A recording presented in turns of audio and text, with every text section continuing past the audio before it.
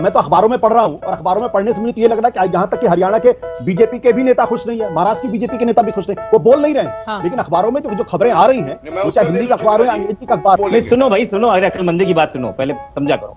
Resilience crop का मतलब होता है कि वातावरण अगर आंकड़े तो दीजिए, आपकी सरकार भाई क्यों बिलबिला रहे हो, आपने क्यों बिलबिला रहे हो, बताइए। बिलबिलाओ नहीं। तो सीधे आपके पास आते हुए, अब ये समझ से परे है, बिहार को बहुत ज्यादा बजट दे दिया, 58,000 करोड़ का दे दिया। जब राबड़ी जी से सवाल पूछो तो कह रहे झुंझुना पकड़ा दिया और हम खुश नहीं है, बिहार के साथ भेदभाव हुआ है। दूसरे राज्यों की जो बड़े बड़े नेता हैं जिनमें अखिलेश जी को लेकर हम डिबेट कर रहे हैं, उन्होंने कहा है कि सब कुछ बिहार को पकड़ा दिया है। तो ये क्या समझ में आ रहा है इस बजट से, आशुतोष जी? आइए देखते हैं, मजा आएगा। इसमें एक चीज तो स्पष्ट है ना कि जाहिर सी बात है, अगर बिहार को कुछ मिला है तो आरजेडी के लोग वहां क्या नीतीश कुमार का गाना तो नहीं गाएंगे। हाँ। वो जाहिर सी बात है, वो क्रेडिट बिहार की सरकार को और वहां की जो बीजेपी की सरकार है या फिर जो जेडीयू की सरकार, उनको तो क्रेडिट नहीं लेने देगी ना। लेकिन हकीकत क्या है, मुझे लगता है कि जो इसमें थोड़ा सा होमवर्क अगर भारतीय जनता पार्टी की सरकार बजट पेश करने के पहले करती तो शायद ये दिक्कत नहीं पैदा होती। मैंने आपके ही चैनल पे आके इस बारे में तारीफ की थी कि जिस तरीके से इन्होंने इंटर्नशिप योजना लेकर आए हैं बेरोजगारी को लेकर, एक अच्छी योजना है और उसका स्वागत होना चाहिए। लेकिन विपक्ष ने एक नैरेटिव बना दिया है और वो सक्सेसफुल नैरेटिव है कि आपने अपने बजट में सिर्फ बिहार और आंध्र प्रदेश का ही फायदा किया, क्योंकि आपकी सरकार इन दोनों गठबंधन के सहयोगियों की मदद से चल रही है। बात तो सही है।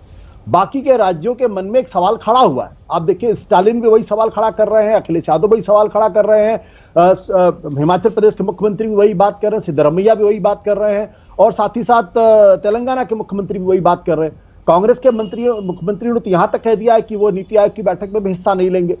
तो प्रश्न इसी बात को लेकर, राजनीति के अंदर आप बहुत अच्छा काम कर रहे हैं, बुरा काम कर रहे हैं, उससे ज्यादा फर्क ये पड़ता है कि आप नैरेटिव क्या बनने दे रहे हैं। और मैं बार बार इस बात को दोहराता हूं कि भारतीय जनता पार्टी 2024 के चुनाव में उसकी सबसे बड़ी दिक्कत ये थी, सबसे बड़ी दिक्कत ये थी कि वो विपक्ष के बनाए हुए नैरेटिव पर काम कर रही थी। और आज भी सरकार जब संसद के अंदर थी, चाहे राज्यसभा हो या लोकसभा हो, वो विपक्ष के बनाए हुए नैरेटिव को ही रिएक्ट कर रही है। जब तक वो अपना नैरेटिव नहीं बनाएगी, जब तक वो विपक्ष को रक्षात्मक नहीं करेगी, तब तक उसके लिए दिक्कत है। और ये कहीं ना कहीं निर्मला सीतारमण जी को सोचना चाहिए था कि ये परसेप्शन क्यों बन के गया कि आप सिर्फ दो राज्यों के लिए काम कर रही हैं, बाकी राज्यों के लिए काम नहीं कर रही हैं। निर्मला जी से जब राज्यसभा में यही सवाल पूछा जा रहा था तो उनका जो जवाब आया है वो मैं बता देती हूँ। वो कह रही है हर बजट में आपको इस देश के हर राज्य का नाम लेने का मौका नहीं मिलता, और इसके बाद विपक्ष ने तुरंत वॉकआउट कर लिया। उन्होंने कहा कि कांग्रेस के नेतृत्व में विपक्षी नेता जानबूझकर ऐसे आरोप लगा रहे हैं ताकि लोगों को लगे कि उनके राज्य को कुछ नहीं मिला है। आशुतोष जी, 2 लाइन में जल्दी से जवाब। लेकिन बजट का 18 से 20% हिस्सा तो उत्तर प्रदेश को ही जाता है ना। अच्छा, बट क्या ये नैरेटिव बना क्या? हाँ, आप देखिए, अगर मैं तो अखबारों में पढ़ रहा हूं और अखबारों में पढ़ने से मुझे तो ये लग रहा है कि यहां तक कि हरियाणा के बीजेपी के भी नेता खुश नहीं है, महाराष्ट्र की बीजेपी के नेता भी खुश नहीं, वो बोल नहीं रहे हैं। हाँ। लेकिन अखबारों में जो खबरें आ रही हैं, वो चाहे हिंदी का अखबार हो या अंग्रेजी का अखबार हो, उसमें ये सब आ रही हैं कि भाई हमारे राज्य के क्यों नहीं मिला। और जबकि भारतीय जनता पार्टी को यह ध्यान होना चाहिए था कि हरियाणा के अंदर या महाराष्ट्र के अंदर या झारखंड के अंदर चुनाव हो रहा है तो उसका भी ख्याल रखा जाए, लेकिन उन्होंने उसका ख्याल नहीं रखा। अगर ये परसेप्शन बन रहा है तो ये तो उनकी दिक्कत है ना। मैं ये पूछना चाहता हूं, अखिलेश यादव जी ने एक बार भी जो केंद्र का बजट आया उसको पढ़ा भी नहीं। हर साल लगातार वही घिसी पीटी लाइनें, चाहे राहुल गांधी हो चाहे अखिलेश यादव हो, ठीक है, और ये बार बार कहते हैं सरकार बचाने वाला बजट है। हाँ। मैं ये कहूंगा, अरे आप तो खुद कांग्रेस के हाथों के साथ जो है खड़े हुए हो, और आपकी बैसाखी और टूटी साइकिल अब ये बताएगी कि बजट कैसे आता है। वो बता रहे हैं कि पिछले बजट को अगर देखें तो इस बार के बजट में ज्यादा पैसे ही उत्तर प्रदेश के लिए आवंटित किए गए हैं। उन्होंने बकायदा आंकड़ा भी जो 2 अलग अलग दिया। तो आप लोगों को ऐसा क्यों लगता है कि उत्तर प्रदेश के साथ भेदभाव हुआ है? और उन्होंने ये भी गिनाया है गौरव भाटिया जी ने कि आप लोगों के समय में बहुत तुष्टीकरण होता था, शमशान और कब्रिस्तान की बात वो गिना रहे हैं। धन्यवाद चित्रा जी। और मुझे पूरा यकीन था कि भारतीय जनता पार्टी के प्रवक्ता 2024 से घूम के 2012 और 14 में जाएंगे, क्योंकि 24 के जवाब इनके पास नहीं है। खैर, यह आदत है भारतीय जनता पार्टी की। चित्रा जी, पहले तो मैं भारतीय जनता पार्टी के प्रवक्ता की बात कर दूं जिसमें वो संविधान की बात कर रहे थे, अखिलेश यादव जी के मानसून ऑफर की। संविधान की बात और भारतीय जनता पार्टी और सरकार की बात करने लगे। अरे कम से कम अपने गिरेबान में झांक के तो देखो, मध्य प्रदेश और महाराष्ट्र में जो नंगा नाच खेला है उसके चुनाव भी होने वाले हैं, पता चल जाएगा। खैर, अब आपके सवाल के जवाब आता हूं कि उत्तर प्रदेश और क्या है। चित्रा जी, एक हमने योजना सुनी थी, प्रधानमंत्री सुरक्षा बीमा योजना। आज हमने वाकई देखा है कि कल जिस प्रकार से निर्मला सीतारमण ने अपना बजट दिया है, उससे साफ झलकता है प्रधानमंत्री सरकार बचाओ योजना जैसे दिख गया है। और एक बहुत बड़े अखबार ने इस देश में अपनी हेडलाइन लिखी है कि सरकार ने सत्ता का समर्थन मूल्य चुकाया, बजट 2024।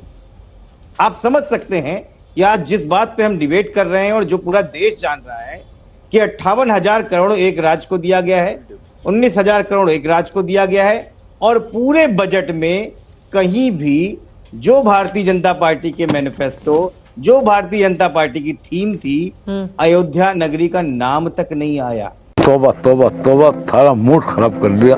उत्तर प्रदेश की बात तक नहीं करी गई।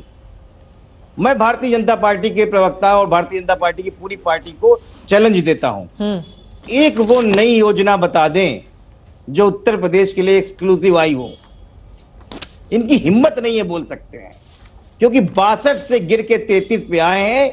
इसकी सजा योगी आदित्यनाथ जी को और साथ साथ पूरे उत्तर प्रदेश की 25 करोड़ की जनता को मोदी जी ने दे दिए। बेकार है भैया, मैं तो टूट गया। एक भी नई योजना में कहीं भी कुछ नहीं किया। हाँ। कोई IIT आया है, कोई एम्स आया है, कोई IIM आया है, कोई सेंट्रल यूनिवर्सिटी आई है? नहीं आई है। क्योंकि कैसे आ सकती है? जो रास्ता मोदी जी के लिए प्रधानमंत्री की सुगम रास्ता बनता था, वो कांटो बड़ा रास्ता योगी जी ने बना दिया है। तो उसका दुष्प्रभाव उन्होंने पूरी तरीके से उत्तर प्रदेश की 25 करोड़ की जनता से लिया है। ये निंदनीय है। मुझे लगता है कि उत्तर प्रदेश इनको यहीं से वापस करने जा रहा है, क्योंकि प्रधानमंत्री उत्तर प्रदेश से बनता है। हाँ। और उसी के आशीर्वाद से बनता है। वो कह रहे हैं कोई भी नई योजना उत्तर प्रदेश के लिए खासतौर से इस बार के बजट में देखने को नहीं मिल रही है, जैसा कि बिहार और आंध्र प्रदेश को लेकर सरकार की ओर से व्यवस्था की गई है। मैं समझता हूं जिस तरह से हर वर्ग का ध्यान रखा गया है, उस पे इनके पास बोलने के लिए कुछ भी नहीं है। आशुतोष वर्मा जी, मैं आपके पास आऊंगी, उसके पहले 3 और मेहमान हैं, जल्दी टिप्पणी ले लेती हूँ। ठीक है, अखिलेश जी ने जो सवाल पूछा था उस पर जवाब पूछ रही थी मैं जनता पक्ष से। बात निकल जाएगी 10 सेकंड में। बोलिए 10 सेकंड में। आशुतोष वर्मा जी बोलिए। देखिए, मैं जानता था भारतीय जनता पार्टी के पास आपके और हमारे किसी सवाल का जवाब नहीं है। खैर छोड़िए, मैं इनसे उम्मीद भी नहीं करता हूँ। अभी इन्होंने बात नेचुरल फार्मिंग की बात करी है। इतनी हंसी आती है मोदी सरकार के ऊपर। अभी COP में कोपेनहेगन में ये गए थे, वहां पे इन्होंने बोला हम रिजिलियंस फार्मिंग करेंगे, रिजिलियंस नेचुरल क्रॉप बनाएंगे। मतलब वातावरण अगर खराब हो रहा है तो उसके हिसाब से सुनो भाई सुनो, अरे अक्लमंदी की बात सुनो, पहले समझा करो। रिजिलियंस क्रॉप का मतलब होता है कि वातावरण अगर बिगड़े तो दीजिए, आपकी सरकार भाई क्यों बिलबिला रहे हो? म्यूजिक आपने क्यों बिलबिला रहे हो? बताइए क्या बिलबिलाओ नहीं। थोड़ा शब्दों का चयन सोच समझ के करिए। लाइव में बैठे पता चलेगा व्यक्तिगत टिप्पणी पर ही रह जाएगी सारी चीजें। देश जैसे राज्य को लेकर चर्चा कर रहे हैं, प्लीज चुप कराइए। मुझे लगता है कि थोड़ा सा शब्दों की मर्यादा बनाकर रखेंगे प्लीज। आशुतोष ठीक है चित्रा जी को चुप कराइए। व्यक्तिगत टिप्पणी नहीं करेंगे, ये बिलबिलाना जैसे शब्द तो ठीक नहीं लगते ना आशुतोष वर्मा जी, आपसे तो ऐसी उम्मीद नहीं की जा सकती। आप इनको क्यों टोकने दे रहे हैं? ठीक है, बोलिए। बाकी 3 लोग इंतजार कर रहे हैं, जल्दी से 2 लाइन में अपनी बात खत्म करें। भारत सरकार ने COP 2023 में जाके बोला हम रिजिलियंस क्रॉप पे काम कर रहे हैं, और मोदी जी ने लंबा चौड़ा भाषण दिया जैसे वो देते हैं। रिजिलियंस क्रॉप का मतलब होता है कि वातावरण अगर खराब होता है तो उसके हिसाब से हमें फार्मिंग करनी है। और आज ये बोल रहे हैं हमें नेचुरल फार्मिंग करनी है। तो नेचुरल फार्मिंग का मतलब होता है जो वातावरण जिस हिसाब से है उसी हिसाब से करना है। तो पहले तो मोदी सरकार इस बात को समझे कि रिजिलियंट फार्मिंग और नेचुरल फार्मिंग में अंतर क्या है। जो प्रवक्ताओं को लिख के चिट्ठी दे देते हैं उसको बोलने की सीखे। 2 second. Board of apprentice training में कानपुर का बजट 2 करोड़ 12 लाख रुपए का था, जिसको बढ़ा के इन्होंने 2 करोड़ 36 लाख रुपए किया है।